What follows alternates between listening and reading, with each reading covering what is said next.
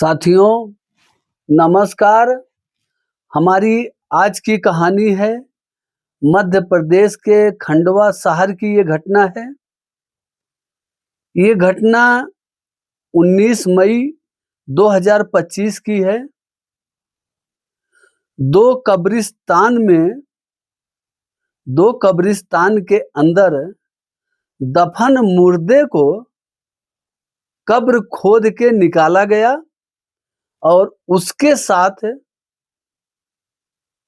एक कब्र में एक पुरुष की लाश निकली और एक कब्र से एक महिला की लाश निकली। ऐसा बताया जा रहा है कि उस महिला के साथ रेप किया गया, बलात्कार किया गया। साथियों सोचिए, जो है अभी तक तो लोग केवल जिंदा आदमी के साथ ही ऐसा करते थे, लेकिन एक एक खबर हमारे देश में है। ऐसे ऐसे लोग हमारे देश में हैं जो कहते हैं ना, मुर्दे को भी नहीं छोड़ रहे हैं, मुर्दे को भी नहीं छोड़ रहे हैं। इंसान जिंदा की बात ही अलग है, जानवरों को नहीं छोड़ रहे हैं। ऐसे ऐसे लोग, ऐसी ऐसी मानसिकता के लोग हमारे देश में हैं, किनको कितनी भी कड़ी सजा दी जाए फिर भी ये सुधरने वाले लोग नहीं हैं। ये कभी नहीं सुधर सकते। हमने अपनी एक दो कहानियों में बताया है कि जिसकी जैसी मेंटलिटी होती है वो मेंटलिटी सुधरती नहीं है उसकी। वो जीवन भर उसी मेंटलिटी पर जिएगा जैसे उसके दिमाग में घुस गया है। साथियों आप सोचिए जरा कि कोई आदमी मर गया हो, कोई महिला या पुरुष मर गया हो, और कोई आदमी, और वो भी रात को, साथियों नंगा होके, कोई कपड़ा नहीं उसके शरीर पे, फावड़ा लेके जाता हो, नंगा होके लाश को कब्र से मिट्टी हटाता। अब उसको तो मालूम नहीं कि ये महिला है कि पुरुष है। जब वो मिट्टी हटाता, अगर उसको पुरुष की लाश मिल जाती तब वो उसको छोड़ देता, कुछ नहीं करता उसका।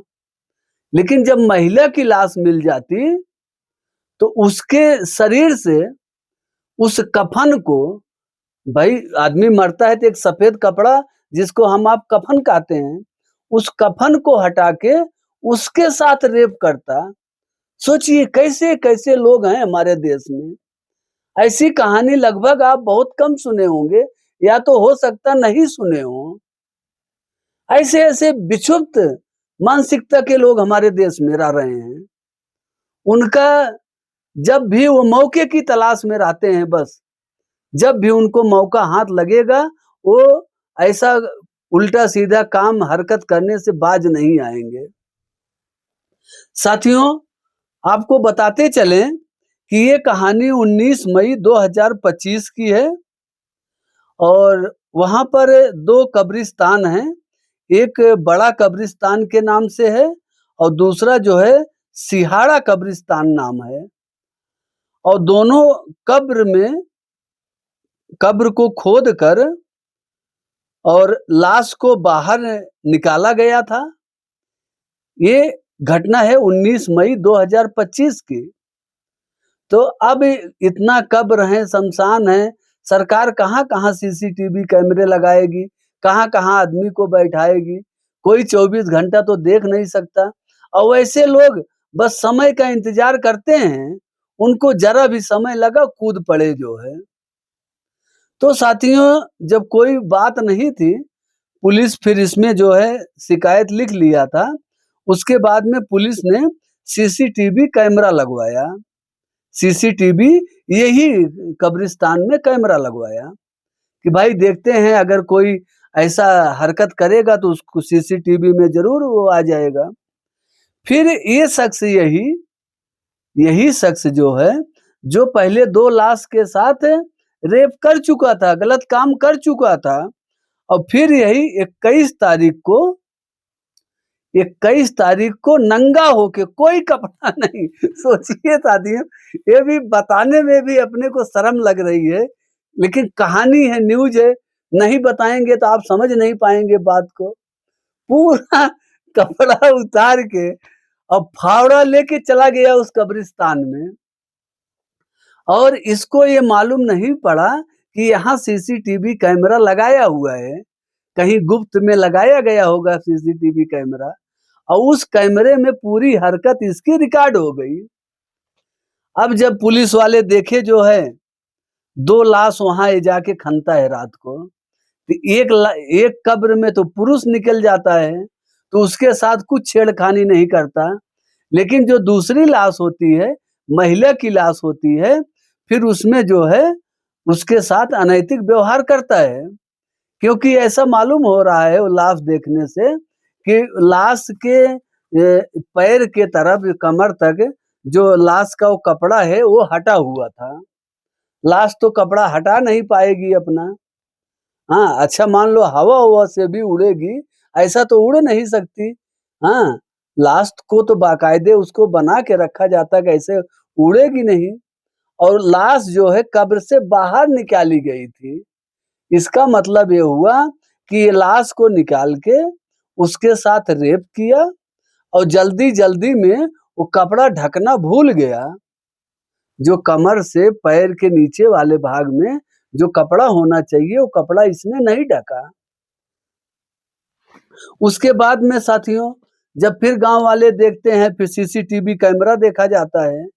सीसीटीवी कैमरा देखा जाता है, फिर इस शख्स की शिनाख्त के लिए पुलिस अपनी चारों तरफ टीम लगा दिया। उसके बाद में साथियों ये आदमी जो है निकला, अयूब खान निकला।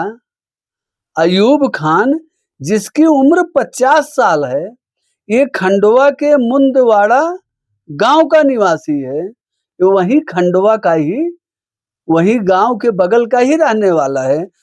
खंडवा के मुंदवाड़ा गांव का निवासी है ये अयूब खान। और इसकी उम्र साथियों 50 साल है। 50 साल का अयूब खान इतना शातिर है कि बताइए कब्र में दफन लाश को भी नहीं छोड़ रहा है।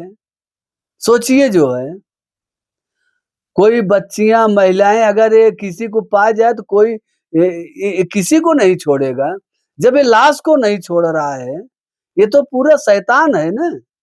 इसके अंदर शैतानी पना भरी हुई है, वही अपना दिखा रहा है सब। ऐसा काम, अच्छा आप बताइए साथियों, कोई आदमी मर जाता है तो अगर उसकी लाश समझो अकेले अगर कहीं रख दिया जाए चारपाई पे, तो उसके पास जाने में लोग डरते हैं। अरे भैया अकेले ना जाओ जो है, नहीं भूत पकड़ लेगा, प्रेत पकड़ लेगा। अपने यहाँ तो दुनिया का नौटंकी है। बताओ अपने ही घर का कोई सदस्य अगर मर जाता है, उस लाश को अकेले नहीं छोड़ा जाता है और उस लाश के पास अकेले कोई जाता भी नहीं है, जबकि वो अपने घर का सदस्य है। लेकिन ये सोचिए अयूब खान उस कब्र में से महिला की लाश को निकाल के उसके साथ रेप कर रहा है। तो सोचिए मानसिकता कैसी है इसकी। हाँ, इसकी क्या मानसिकता है। साथियों जब ये मालूम पड़ जाता है कि अयूब खान है, अच्छा पहले तो उस गांव के लोग जो हैं ये कह रहे थे कि कोई महिला या पुरुष का कब्र से लाश निकाल के कोई जो है आर्गन को, मतलब उसके बॉडी पार्ट्स को कोई बेच रहा है, कोई कुछ कर रहा है। कोई बोले कोई तंत्र मंत्र साधना कर रहा है। हाँ, कोई तंत्र मंत्र की साधना कर रहा, कोई बोले भूत प्रेत कर रहा है, कोई बोले जो भी मिलेगा उसको छोड़ा नहीं जाएगा, उसको सख्त से सख्त सजा दी जाएगी। जब ये आदमी मिल गया तब उस गांव वालों ने पीछे हट लिया। जब पुलिस बोली कि इसका जो है, जिस महिला का कपड़ा जो है उठा हुआ है, कपड़ा हटा हुआ है, तो उस लाश का पोस्टमार्टम कराएंगे तभी मालूम पड़ेगा कि ये रेप किया है कि नहीं किया है।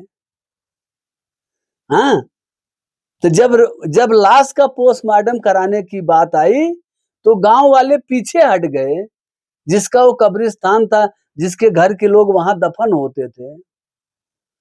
बोले जाने दो जो है, हाँ, ऐसे बड़ी बेइज्जती होगी, हाँ, बोले जाने मतलब उसको जो है, इसको अंग्रेजी का एक शब्द है नेक्रोफिलिया, नेक्रोफिलिया इसको बोलते हैं, अंग्रेजी का एक शब्द है, लाश का पोस्टमार्टम कराना, इसको नेक्रोफिलिया बोलते हैं।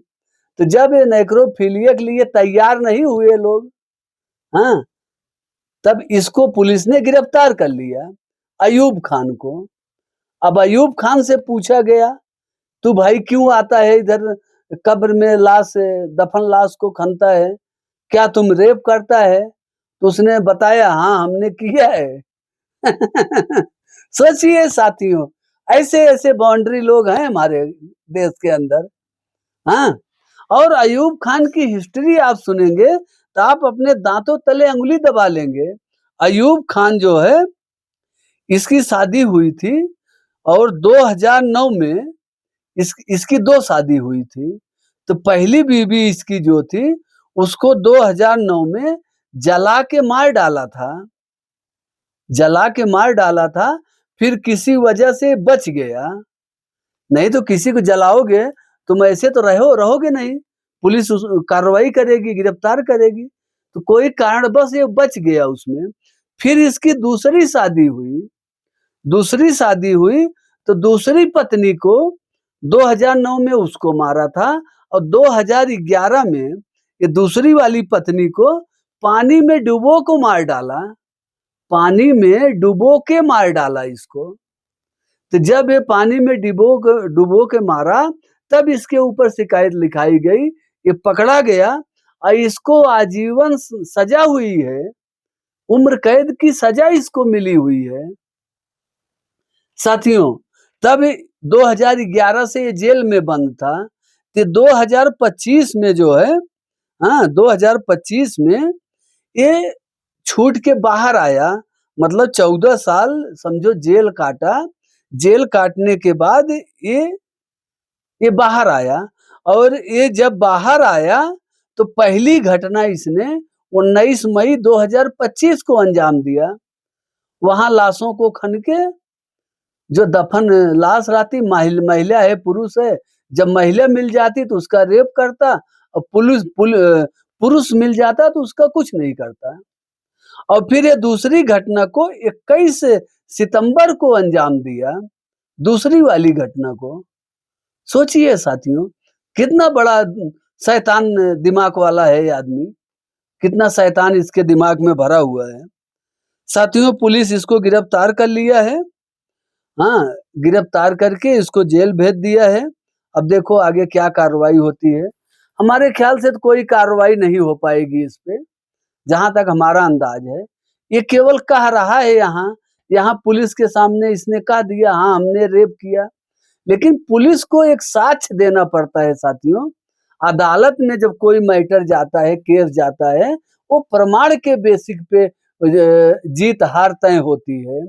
अगर किसी को सजा मिलती है, प्रमाण तो पुलिस प्रमाण क्या वहां देगी, और ये वहां जाके बदल गया तो मान लो ये जज साहब के सामने गया, जज साहब पूछे कि क्या तुमने ऐसा किया, कब्र खोदा और रेप किया, क्या किया? तो बोलेगा साहब हमने कुछ नहीं किया।